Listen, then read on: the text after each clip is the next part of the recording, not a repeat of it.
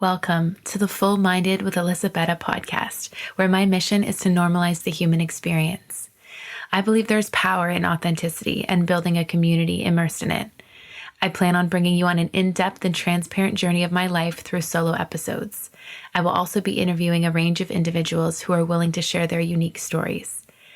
On this podcast, we will dive into topics such as mental health, heartbreak, loss, change, trauma, self-love, and every other topic that makes up the human experience. While I do my very best to provide you insight and knowledge on these subject matters, this podcast is not a substitute for professional help. I am not a licensed therapist. I am simply a human sharing my experiences with the intent to help people feel less alone. If you are suffering, please consult with a licensed professional. Thank you so much for tuning in and enjoy the episode.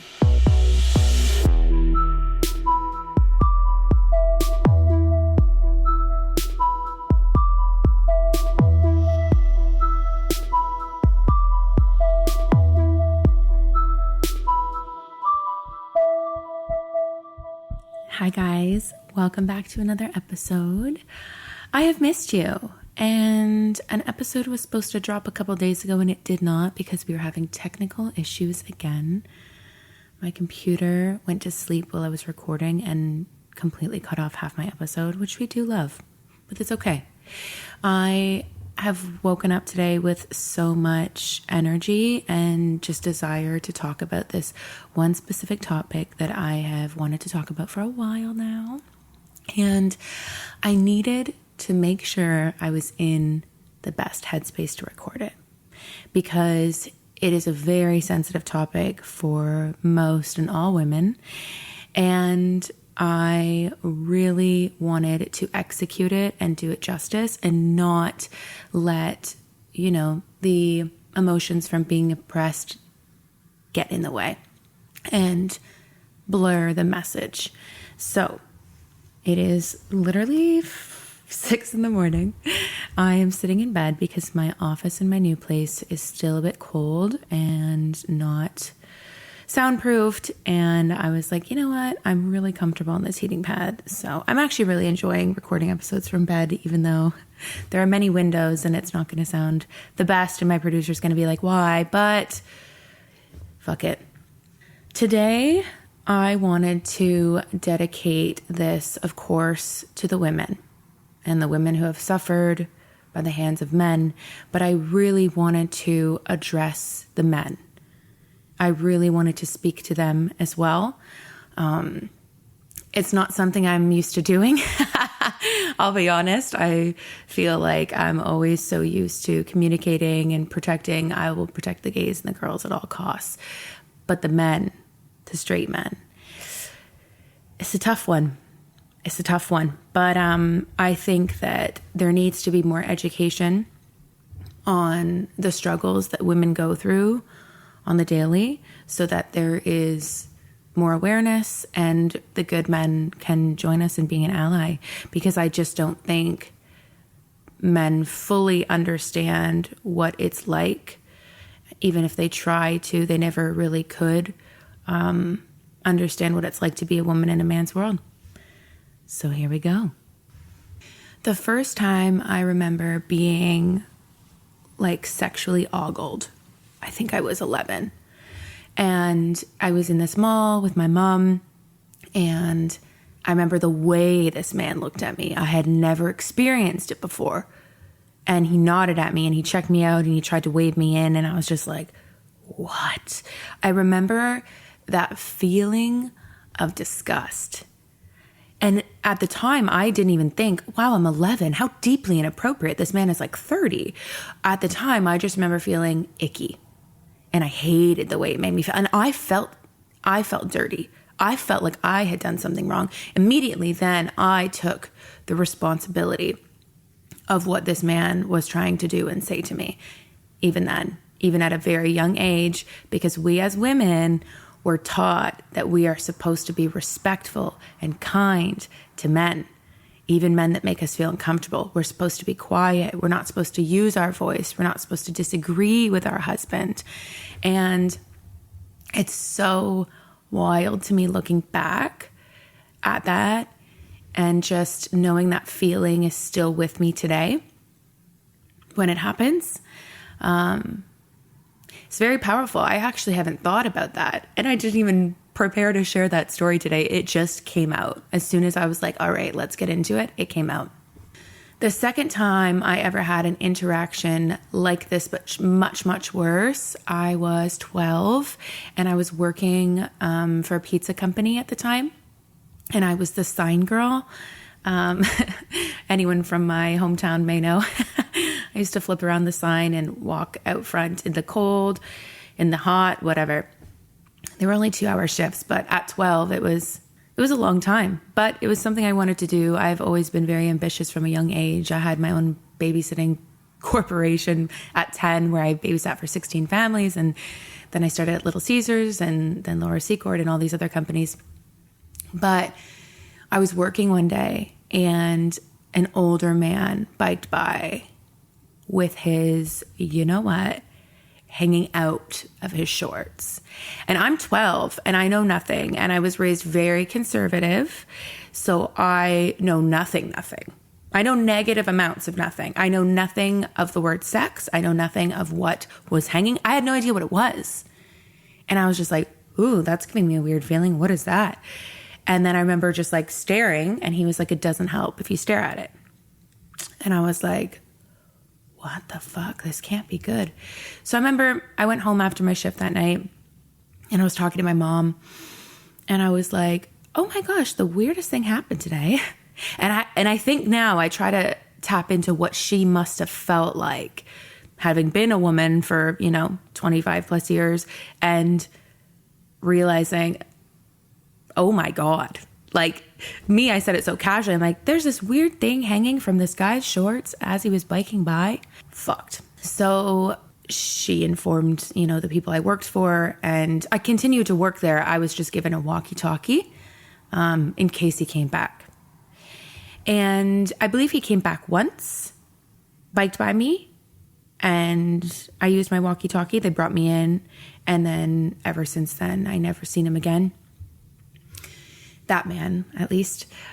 It has been nonstop since I was 11. Nonstop. I don't go anywhere without being catcalled, without people yelling inappropriate things, without people sending disrespectful messages in my DMs. It has been a lifelong battle to feel safe in this world because of the men.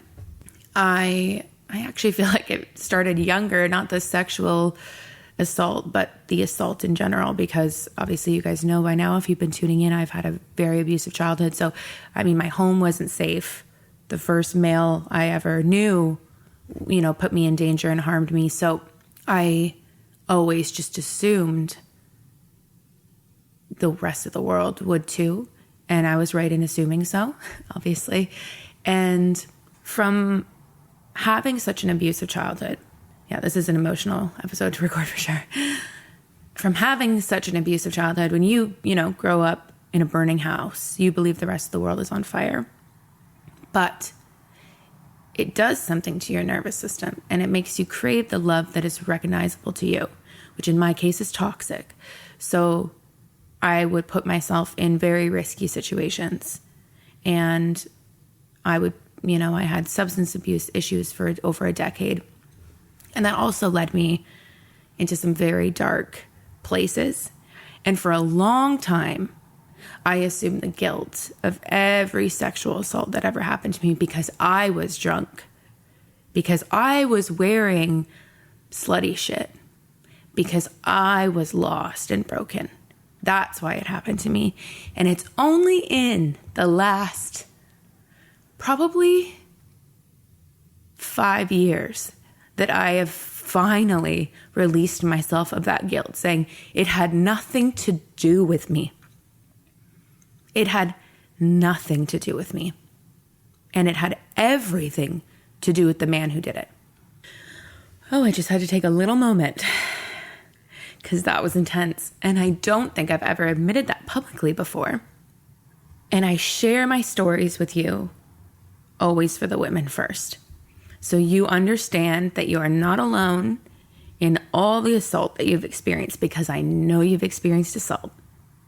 I know the statistics are incorrect because I have been assaulted over a dozen times and I have reported one because we were taught to believe that we were not allowed to use our voice. The system is fucked and it is not in favor of women. And when we do tell our story, and when I did go forward, I was not believed. I was not believed because there was alcohol involved. So naturally, I could have asked to be assaulted. So it is so, it is so fucked up. It is so wild to me. And I'm filled with so much rage because I feel like 95% of my interactions with men over my 31 years on this planet have been wrong and have been inappropriate and have not, like they should not have been allowed and accepted. And I've accepted it all. And it's only within the last 2 years that I've really, woken up to like the patriarchy and how deeply, like systemically this fucking world is run by men. And it's terrifying. It's actually terrifying being a woman. It is terrifying. Even if you're one of the handful that has not experienced sexual assault, it is still a terrifying place to live because you are surrounded by women, by sisters who have experienced it and their horror stories and the news and the statistics of us being killed by our husband in our house or by our partner. It's terrifying. And it infuriates me because a lot of the good men, not all, a lot of even the good men also are deeply woven in the patriarchy and don't understand that some of the things they say are in agreement to that and supporting that. And I don't think they understand that. So I'm going to share a story with you that happened to me a couple months ago. Needless to say, I have an immense amount of trauma to deal with, men. And I actually have an episode dedicated to healing from sexual assault where I go into it in a bit more depth and share, more intense stories in their detail. It's very triggering for anyone who's experienced it. But if you're ready and willing to listen, I urge you to tune into that as well. But I don't want to make this episode about that. I really want to make this episode about making men aware of what women go through so that they can become an ally and they can be mindful of what they do when they are around women. Okay, so a couple months ago, I was in my apartment and the alarms were going off in my apartment and they were testing the fire alarms or whatever. It wasn't a big deal.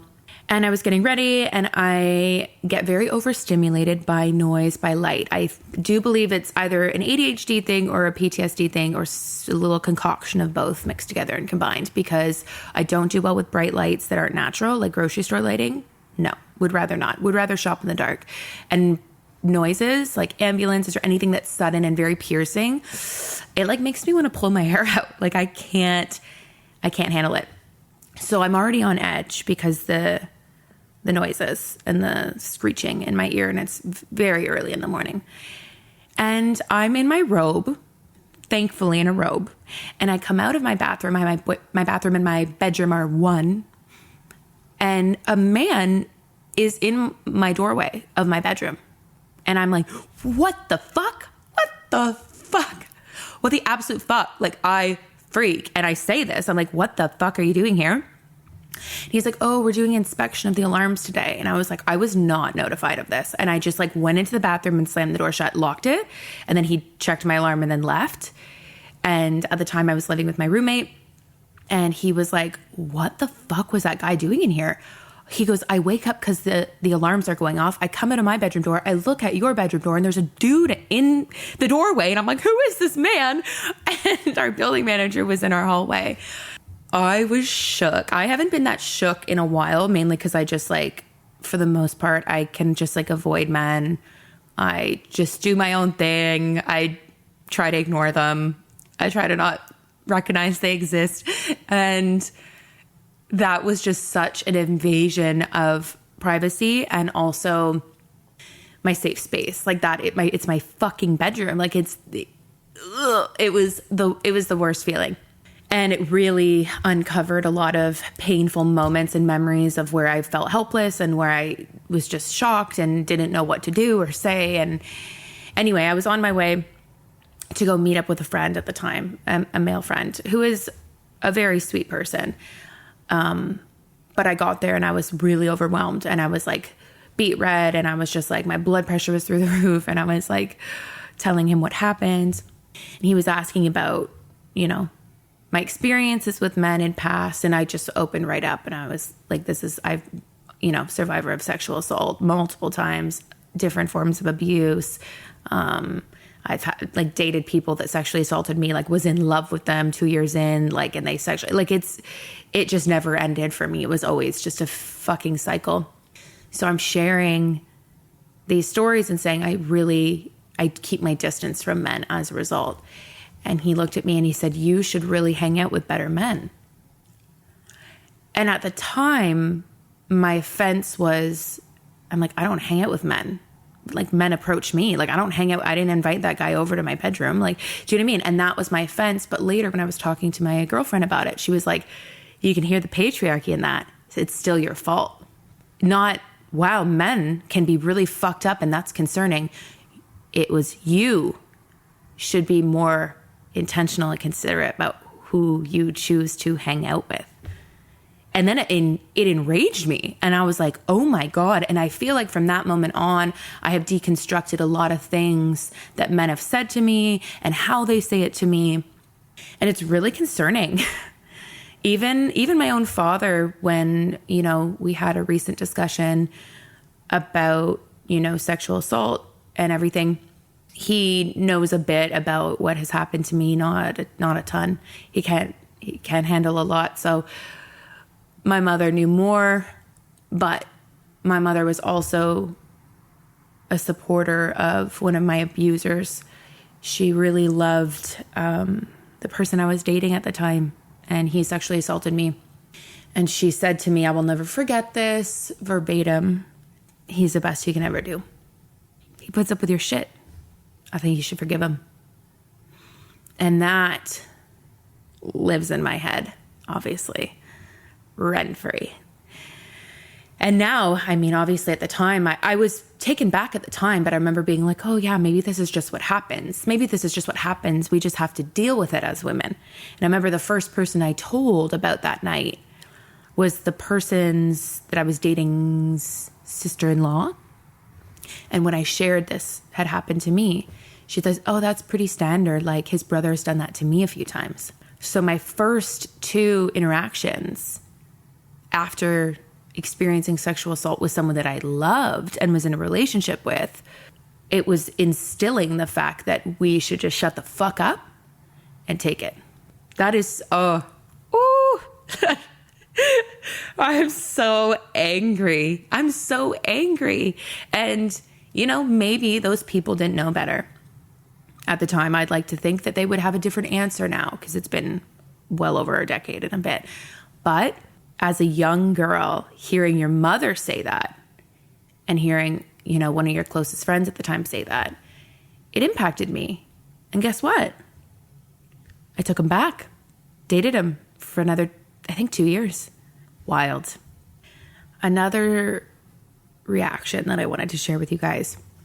For those that have seen the Barbie movie, bless you, the men.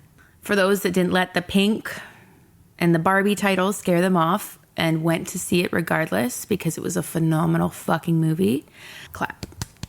Thank you. And you get it. You get what I'm about to share. For those that have not seen the Barbie movie, women, men, but especially the men, I urge you to watch it. I strongly urge you to watch it. It was a very deep, emotional film about us clapping back at the patriarchy and us fighting for rights to be treated the same, equal as men. And it was very powerful and very emotional. I don't think I know a woman that did not break down before, during, or after the film. Because even I didn't know what to expect when I walked into that movie theater. I was like, oh, Barbie, it's going to be cute and funny. And, you know, I was shook. And that that opened up another layer of what we have endured as women. And just hearing so many other women in agreement and in support of one another, being like, this isn't right and it ends with us. I was like, I'm gassed up. Let's go. Let's go. Let's fucking, we're not accepting this bullshit anymore. No. So when the Golden Globes came around, and what's his face? Not even going to say his name because I don't even fucking remember it. It's so irrelevant. New comedian on the scene. Hope it was his first and last skit. It was so on brand for men in the patriarchy to make a joke about the physical appearance of the character instead of the intention of the film. That in itself was the biggest, of course. You still didn't get it, guys. We still missed the fucking point. And I shared this video after I'd watched, the skit. And obviously I'd seen the Barbie movie at that point. There is this creator, and she basically claps back at disrespectful, mean, unkind, misogynistic, terrible men. She has made a full-on career out of being like, absolutely not, and chirping the men that are coming for the women on the internet and saying all the most inappropriate, unhinged things. She made a very powerful video, and it's super comical about how deep she goes into this. And so I shared it, and a guy that I know and that I have known for a decade wrote me and was like, I don't think the girl in this video has seen the skit because I don't know what she's talking about. Have you seen the skit? And I was like, yeah, for sure. Yeah, that's why I posted it. And he was like, well, I don't think that comedian did anything wrong.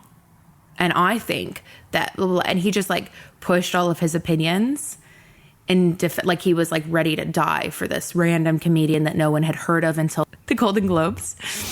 And I was shook. I was like, first of all, have you seen Barbie? Because we can't have this conversation unless you've seen the movie and you understand the impact of making a joke like that after watching the film. That was the entire point of the fucking movie, is we haven't been viewed as people. We're viewed as objects by men. We're viewed as lesser than. And he was like, no, I haven't. But I've just read snippets about it. And I still think this comedian did the best. He only had 10 days to prepare. He went into so much depth on defending this man he had never known, and assuming the woman he has known for over a decade and the girl clapping back in the video didn't know what they were talking about.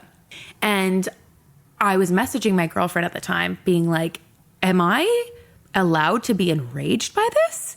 Like, cause I'm enraged, fam. Like I'm enraged. And she's like, this is what we're talking about. It is this behavior of willingly attempting to side with men over women because you believe what?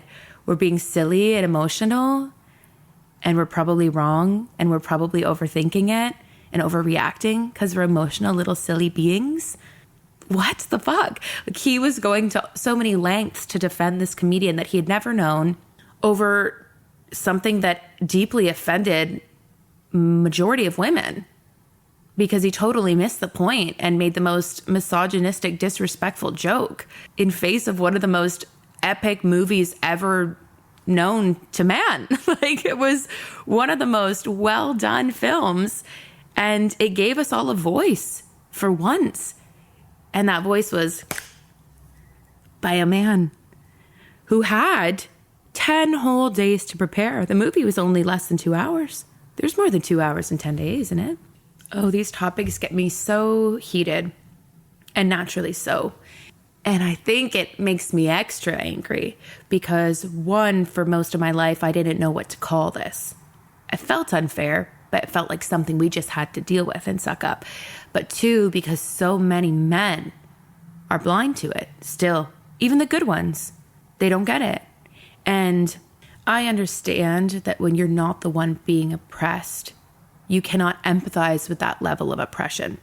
I could never claim to know what it's like to be colored in a systematically white world.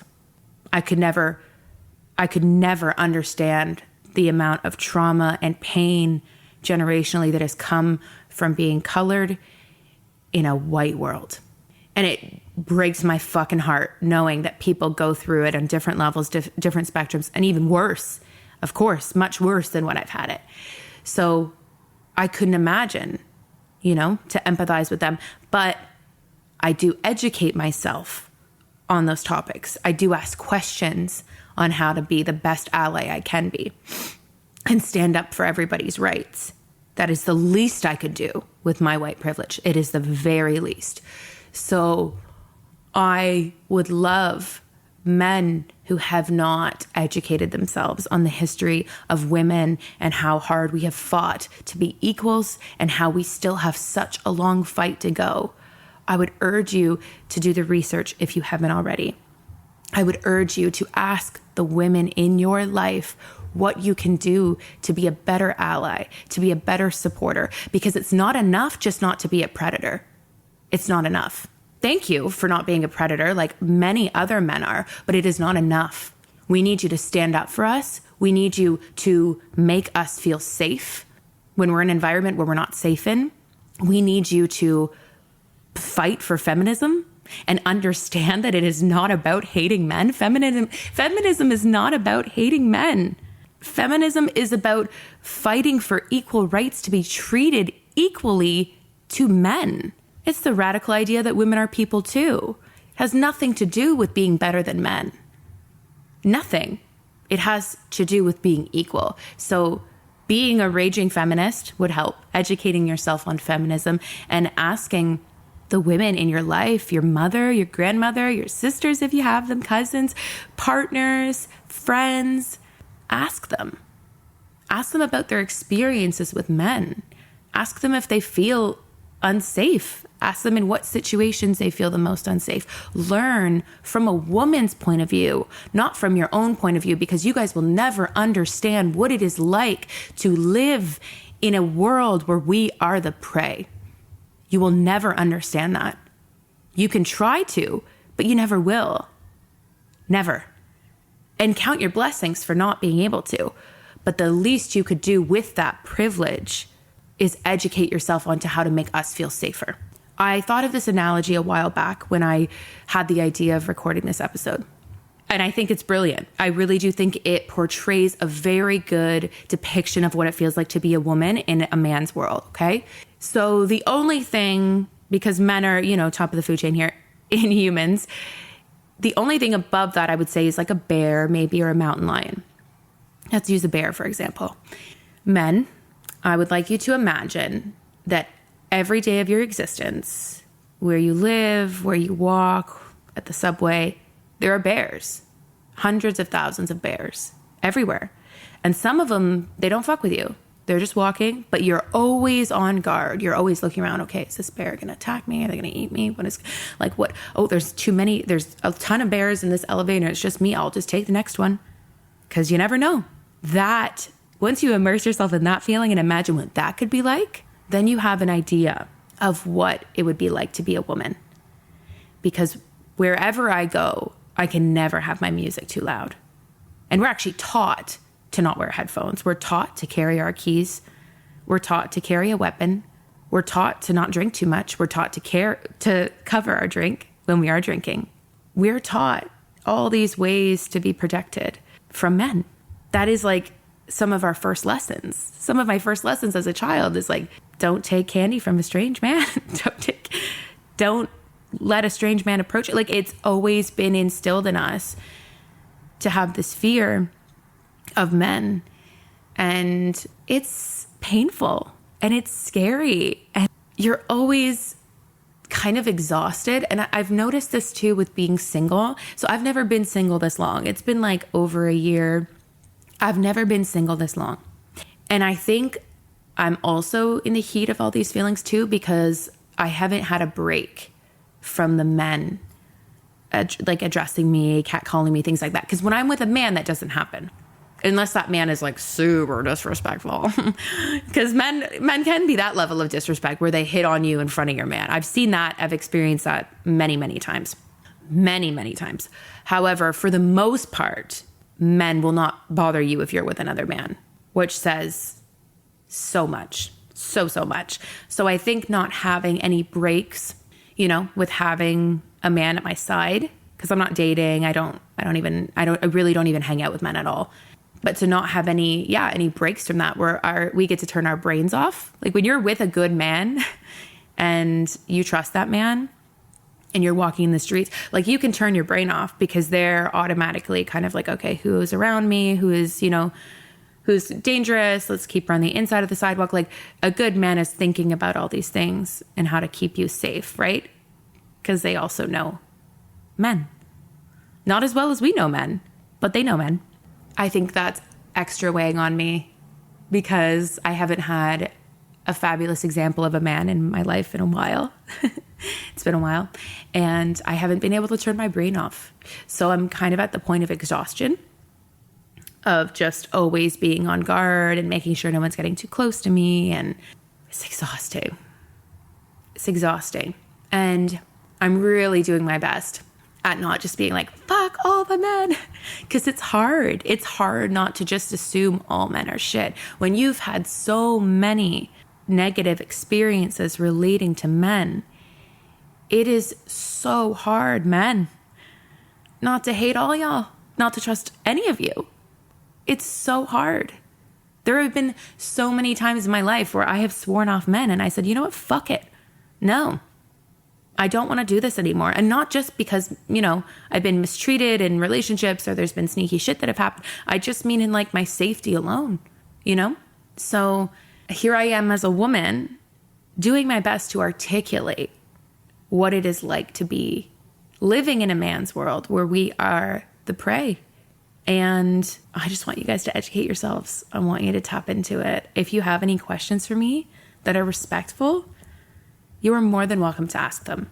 You're more than welcome to ask those questions. I would love to educate anyone further on this subject because there is no better person to explain the oppression than the oppressed. There's no better person because men, you guys can understand because of being educated, because of maybe dating women and learning, how fearful we are, how traumatized a lot of us are, how scared we are. But you don't feel that firsthand. And I think another interesting thing too is one of my favorite questions to ask men when they debate, the statistics or women being truthful about their stories. That also infuriates me because why would women lie about that? Why would we need to lie about that? We all have our own traumatic stories. And I believe the current statistics is 1 in 3. Nah. It's more than that. I promise you. It's more than that. Women just don't feel safe bringing it up. We also don't even feel safe saying, hey, it was sexual assault because we're just taught to believe that's what love is. Or that's what we're here for. That's our fucking job, is to please a man. When having some of these conversations with men, there has been a significant pushback. And it's always confusing to me because when I hear of traumatic events that someone's been through, my default isn't to doubt them. I can't even imagine being in that headspace. Maybe they feel attacked. Maybe they feel guilty for something they've done. Maybe they believe women are too emotional. I don't know what the reasoning is, but I've had a significant amount of men attack me when I've been talking about this subject matter. And my favorite question to then ask them is, how many abusers do you know? How many friends do you have that have sexually assaulted a woman? And every time their answer is none. I know hundreds. I don't think I have a single female friend that has not been sexually assaulted. I don't think I have a single one. I don't have a single one. I know a lot of women. And I know of a lot of abusers. I know a lot of men that have abused and sexually assaulted women. So I feel like that in itself is a testament of us just being from completely different worlds. Your buddy's not going to come in the room and be like, guess what? Just roofied this chick. Nope, they're not going to tell you that unless they're super fucked, in which case they may. There's a different level of dark we're not getting into, but majority of men, I don't think, are going to boast about that on like a Tuesday afternoon to their homies. No, they're going to tuck that away. There have been so many instances. I have one male best friend that I trust fully. And we've been best friends for over a decade. It's platonic. He's not a fucking weirdo. He's not creepy to me. He's actually one of the only men that's never like been creepy to me. And we can just be friends. It's another thing. It's very hard to make male friends because they're all trying to sleep with you. Very stressful. I'm just trying to have some male friends. Yeah. So he is definitely the most respectful man I've ever met in my entire life. And I trust him a lot. And we often talk about, you know, my experiences, or someone will be getting way too attached, sending me a million messages, and I always share my stories with him. And he's just like, just absolutely shook. Like he gets so enraged for me. I feel like that is a very normal response of a good man. To try and debate these things with a woman or to disinvalidate their experiences it's very guilty behavior. Why do you want to justify that behavior to a woman? That's very strange to me. Do you know what I mean? Like I feel like you'd want to be like, let's keep you safe. Like that is just so disturbing. And me and this guy that I'm talking about, we've had mutual male friends over the years. And I have a handful of stories about the mutual male friends that have done something creepy to me or crossed a line, crossed a boundary. And he's just like, wow, I would never know. Like, it's so crazy to like kick it with these guys and you just have no idea that they're just messaging these women or saying inappropriate things to other friends. Like, you just have no idea. I'm like, I know y'all don't know. Y'all don't know how fucked up it gets. So I do say this with like, this is me being so gentle. I feel like this is the nicest way that I could have delivered it. I really did my best. And, you know, yesterday was International Women's Day. And I feel like I'm just in that headspace of celebrating how far women have come, but recognizing how much more we have to go. And it would be greatly appreciated if the men were allies. And I'm not saying there aren't already men cheering us on, raging feminists out there marching for us. Like, I'm not saying that. I know there are. But if there could be more of y'all, that'd be amazing. And, you know, just even some circumstances I'll share with you that would make me feel significantly safer. And they may be things you guys don't even consider, right? Because you don't consider the things that you don't have to fear. Like, that's normal. When I'm walking on the street and a man is behind me,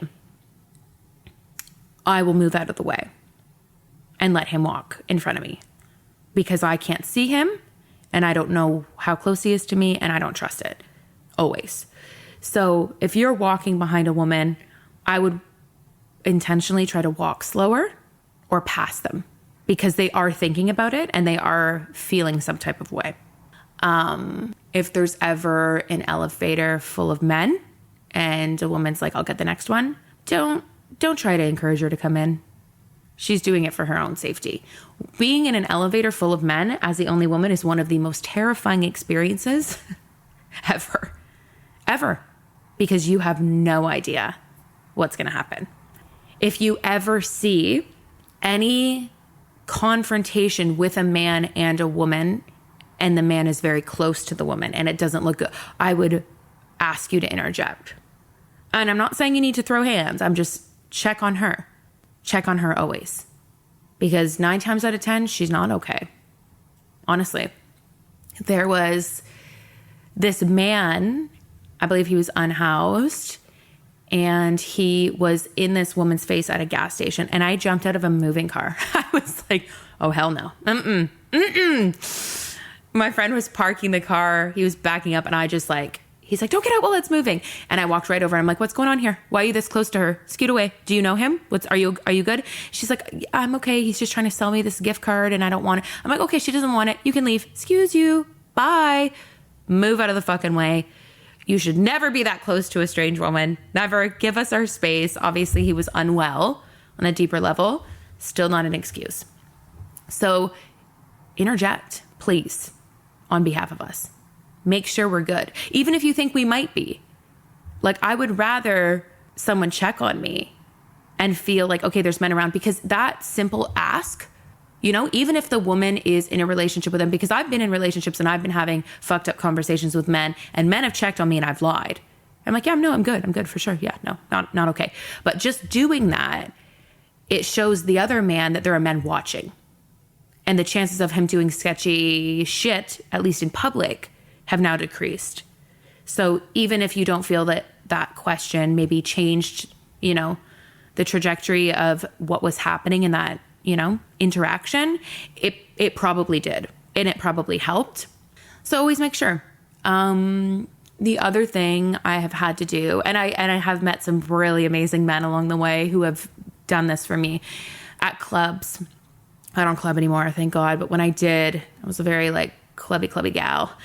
I would have to ask random men to pretend to be my boyfriend because of some men would get so attached and trying to be grabbing you without your consent, and you're just like, leave me the fuck alone. It gets so violent sometimes. It's wild, guys. Honestly, it's very scary out there. So if you see a woman in any way that is looking like she is struggling with a man, especially at the club, interject. But I've gone up to men before and grabbed them and been like, hey, can you please pretend to be my boyfriend? And as soon as they do, the other men bow out, right? Hands in the air. Oh, my bad, G, my bad. But they won't just do that for us. So please help us out. Please make sure we're good.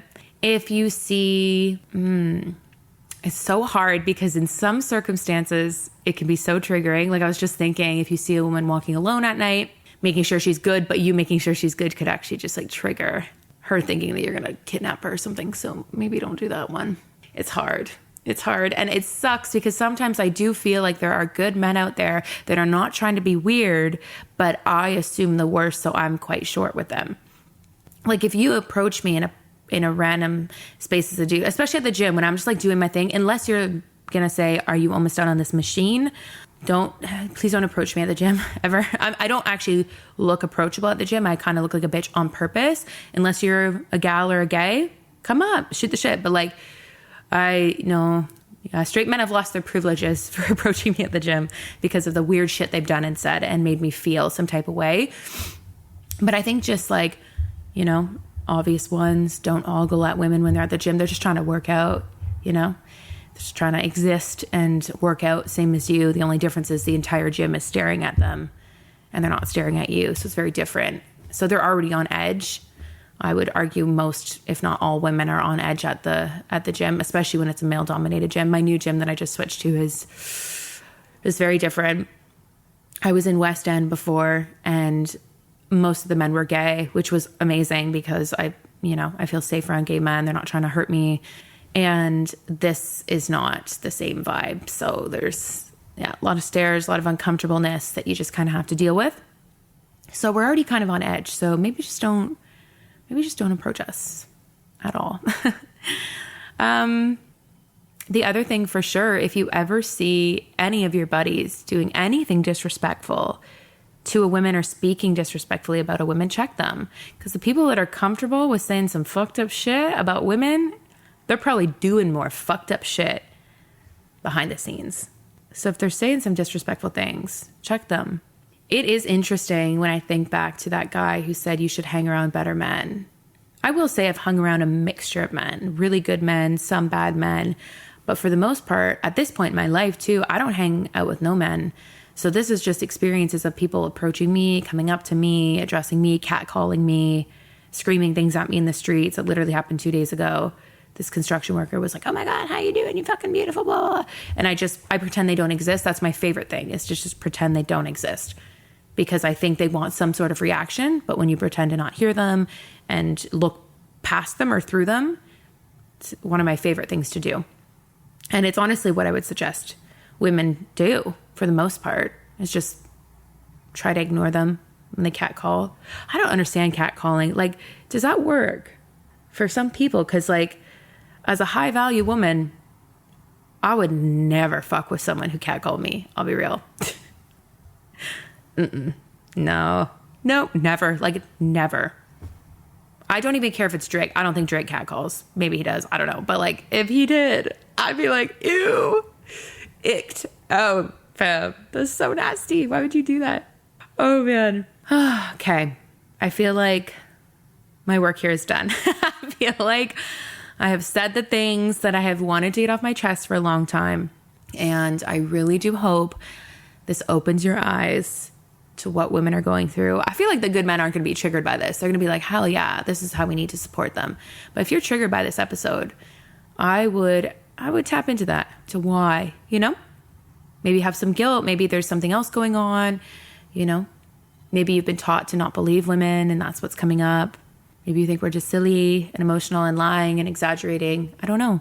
But I feel hopefully this will help men understand on a deeper level what women go through and what it feels like to live in a man's world.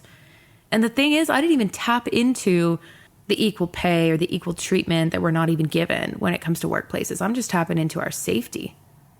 This is just our safety. This isn't even the other elements, you know? It'd be a 7-hour podcast episode.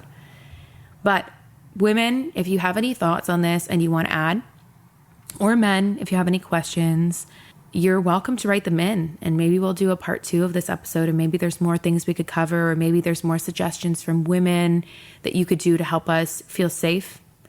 And maybe there's, you know, points that the men would like to share or questions they have for us in ways that they would like to be an ally.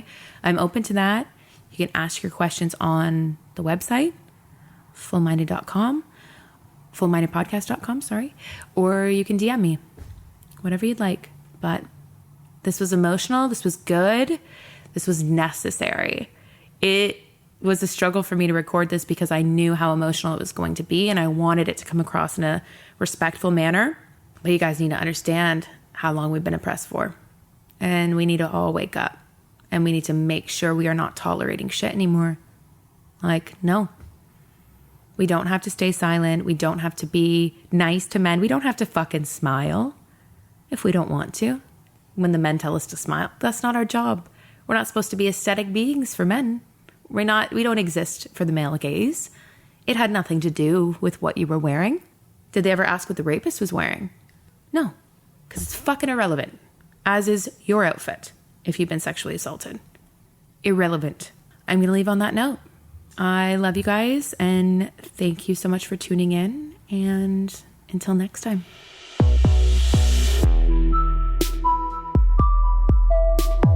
Thank you for tuning in to today's episode. I loved having you. If you wish to support this podcast, please follow us so you never miss an episode. You can also find us on social media at Full Minded Podcast. Please visit our website at www.fullmindedpodcast.com to submit all your questions. If you wish to be a guest on this podcast, please fill out the form on our website to apply. Your continued support means the world, so thank you again for taking the time out of your day to tune into Full Minded with Alyssa Bette. Until next time, be kind to yourselves and remember that there is power in owning our imperfect and messy lives. It's all a part of the human experience, and you're not alone in it.